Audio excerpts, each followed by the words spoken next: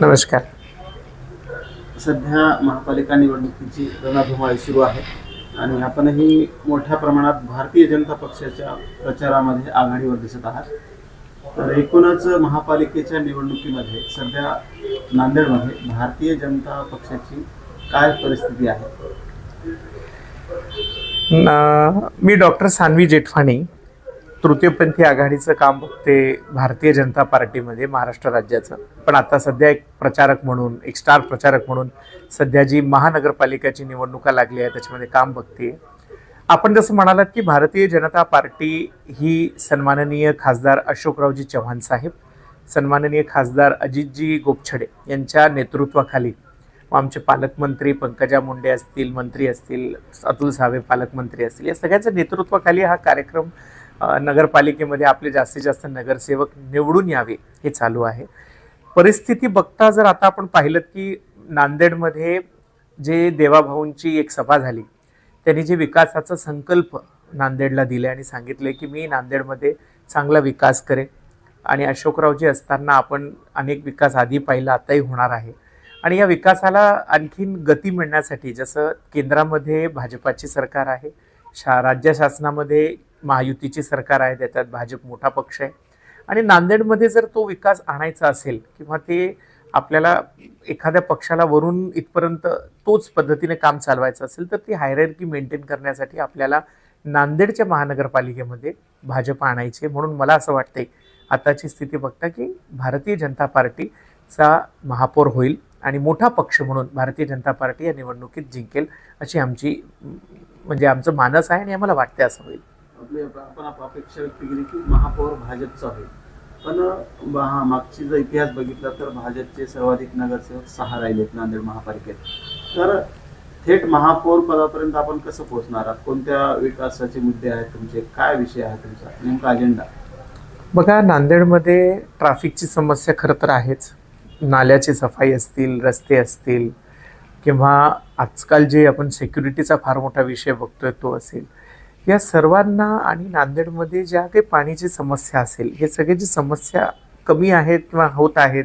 जे अशोकरावजी साहेबांच्या नेतृत्वामध्ये जे काही काम आधी झालं आहे तोच नेतृत्व पुन्हा भारतीय जनता पार्टीने स्वीकारले आणि विश्वास आहे की जो गतीने काम नांदेडमध्ये होईल.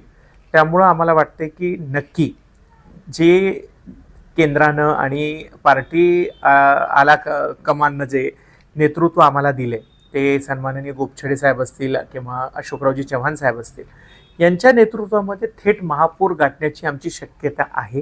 कारण जास्तीत जास्त नगरसेवक जे सर्वे अनुसार निवडून येतील त्यांना सगळ्यांना तिकिटा मिळालेल्या आहेत आणि नक्की ते निवडून येतील आणि महापौरपर्यंत जातील. सर्वेचा उल्लेख आपण केला, पण मोठ्या प्रमाणात भारतीय जनता पक्षाचे जे जुने कार्यकर्ते आहेत त्यांच्यामध्ये मोठ्या प्रमाणात नाराजी आहे. जे आता नव्यानेच काँग्रेसमधून भारतीय जनता पक्षात आले त्यांनाच जास्त तिकीट दिलेत, जुने लोक नाराज आहेत. काय सांगतात?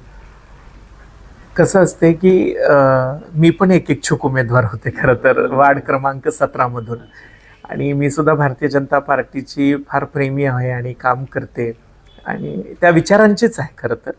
पण काय होतो की जेव्हा नवीन भाऊ घरी येतो किंवा नवीन सून घरी येते, तिचा बोलबाला असतो आणि तिला संधी देणं भाग असतं.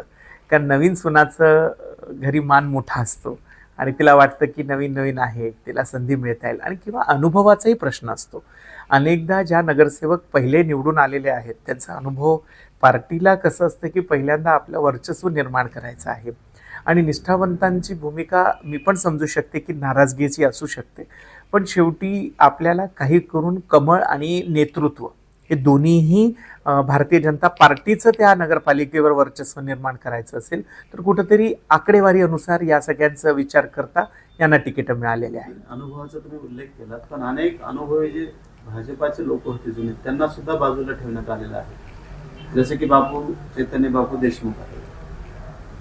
चैतन्य बापू देशमुख, आपण त्यांना अनेक पत्रकार परिषदेत देखील विचारलं, त्यांनी स्वतःहून माघार घेतली किंवा त्यांना याच्याहून मोठा विचार असेल असं मला वाटतंय. आणि काही ठिकाणी नेतृत्वानं काय विचार केले हे खरं तर आम्हाला असं वाटतंय की कुणीतरी दुसऱ्या नवीन व्यक्तीला देखील संधी मिळावी असा हेतू असू शकतो असं मला वाटतं. या नाराजीचा नेमका फटका बसेल पक्षाला या निवडणुकीमध्ये? एक दोन सीटांवर सोडून प्रत्येक ठिकाणी बसणार नाही. कारण काय असतं की काही ठिकाणी लोकांचं जनमताचं प्रेम हे शेवटी नेतृत्वावर आहे. अशोकरावजी चव्हाणांच्या नेतृत्वावर अनेक जणांना विश्वास आहे आणि विकासाला जर आपल्याला संधी द्यायची असेल तर ती केंद्र आणि राज्यामध्ये जे सरकार आहे त्यांनाच दिली तर बरं होईल. ऑपोजिशनच्या लोकांना काय देऊन फायदा आहे? नाही, अशोकरावांचा तुम्ही उल्लेख केला. अशोकरावांचे जे राजकारण पाहिलं तर आतापर्यंत अल्पसंख्याक जी मते आहेत नांदेडमध्ये त्याच्यावर त्यांचं राजकारण अवलंबून राहिलेलं आहे. त्यांना यशही त्यातूनच मिळालं गेलं आहे. आता त्यांनी भाजपात प्रवेश केला आहे, तर त्यांना जे मागचं जे यश मिळालं ते यावेळेस सुद्धा कंटिन्यू राहील. बघा, शेवटी माणसावर लोकांनी विश्वास ठेवतायत. कारण ही कार्यकर्त्यांची आणि लोकलची निवडणूक आहेत. यामध्ये केंद्राचं किंवा राज्याचं फार मोठं जसं आपल्याला प्रधानमंत्री किंवा मुख्यमंत्रीपर्यंतचा विचार होणार नाही. हा विचार होतोय आपल्या लोकल पुरता. त्यांना माहिती आहे की आपले रस्ते, आपले गल्लीतले समस्या, आपल्या वार्डातले जे काम आहेत ते लोकलचाच नेता करू शकतो. म्हणून ते पक्ष कुठलाही असो किंवा नेतृत्व त्यांना कुठलाही मिळाला असेल किंवा कुठल्याही पक्षाचं चिन्ह मिळालं असेल, तो नेतृत्व स्वीकारणारे ही अल्पसंख्याक देखील आहे. त्यांना माहिती आहे की अशोकराव साहेबांशिवाय आता त्याला आणखीन एक ॲड झाले अजित गोपछडेंची. तर दोन्हीशिवाय पर्याय नाही आणि हे लोकच विकास आणू शकतात. म्हणून त्यांनी या नेतृत्वाला स्वीकारतील असं मला वाटतंय. आपण हे गेल्या अनेक वर्षापासून तृतीयपंथीयासाठी म्हणजे नांदेड जिल्ह्यामध्ये काम करत आहात. राज्य समन्वयक म्हणूनही आपली नियुक्ती झाली आहे आणि तृतीयपंथी महामंडळाच्या माध्यमातून अनेक कामं आपण केलेत. लिंग संवेदनशीलतेवर आपण काम केलंय. किन्नर भवनाचाही विषय आपण मार्गी लावलेला आहे. आपण प्रभाग 17 मध्ये इच्छुक होतात. तुमचं तिकीट का काढलं होतं? खरं तर सर्वेनुसार असं त्यांना वाटलं की मला आणखीन माझ्या वार्डामध्ये समाजसेवेची गरज आहे. लोकप्रियतेची आणखीन मला काम करणं गरजेचं आहे. जसं की वार्डामध्ये लोकप्रियता मला एक कलावंत म्हणून नक्की मिळालं असेल, पण एक राजनीतिक म्हणून किंवा एक नेत्री म्हणून त्यांनी मला स्वीकार करायचा असेल एक नेता म्हणून, तर त्यांना थोडंसं वेळ लागेल. आणखीन मला समाजामध्ये त्या पद्धतीने यावं लागेल असं मला वाटतंय. आणि ठीक आहे, नेतृत्वानं किंवा मोठ्या पक्षाच्या सिनियर लोकांनी जर हा विचार केला असेल तर काहीतरी चांगला विचार असेल. आणखीन मला काम करण्याची संधी मिळाली. मी आता स्टार प्रचारक म्हणून सगळ्या वार्डांमध्ये फिरते, त्यामुळे जनसंवाद वाढतोय. लोकांच्या समस्या कळायला लागल्यात, काय काय असतं, बूथ लेवलची कामं कळायला लागलेत. हे सगळं अभ्यास व्हायला लागले. माझं तिकीट कापण्यापेक्षा आणखीन सर्वेमध्ये दुसऱ्यांचे नावं आलेत की हे आहे. माझा भाग गुरुद्वारा आहे, जिथं टुरिस्ट आहे, खूप लोक येतात. वार्डामध्ये अनेक जातीचे समीकरण आहेत. हे सगळ्यांचा विचार करत त्यांनी वेगवेगळ्या लोकांना दिलेलं आहे संधी. मला मिळेल आज न उद्या, मी वाट बघतीये. तुम्ही नाराज होतात, तुमची म्हणजे नाराजी दूर झाली. तुमच्यासह इतरही जे अनेक नाराज होते त्या इच्छुकांची नाराजी कशी दूर केली पक्षाने? काही लोकांना आता पार्टीमध्ये मोठे मोठे पदं दिलेत किंवा कामं करण्याची संधी दिली. शेवटी भारतीय जनता पार्टी म्हणतो की राष्ट्र पहिला, नंतर पक्ष आणि नंतर स्वतः. म्हणून ते स्वतःपेक्षा सध्या पार्टीचा विचार करतात. ही महापालिका निवडणूक कार्यकर्त्यांची निवडणूक म्हणून गणली जाते. तर ते कार्यकर्त्यांना न्याय कधी मिळणार? मग आता या निवडणुकात नाही तर कधी मिळणार? आता हळूहळू कसं झालंय की 500च्या वर ॲप्लिकेशन्स आलेत, इच्छुक आलेत आणि त्यामधून निवडायचं म्हणजे खरं तर मी अनेक ठिकाणी कलावंत म्हणून स्पर्धेमध्ये परीक्षक म्हणून जाते. त्यावेळेला सगळ्यांना असं वाटतं की मी पहिला, पण कुठंतरी ही हार जीतची प्रोसेस आहे. त्यात काँग्रेसचेच पहिले आलेत सगळे.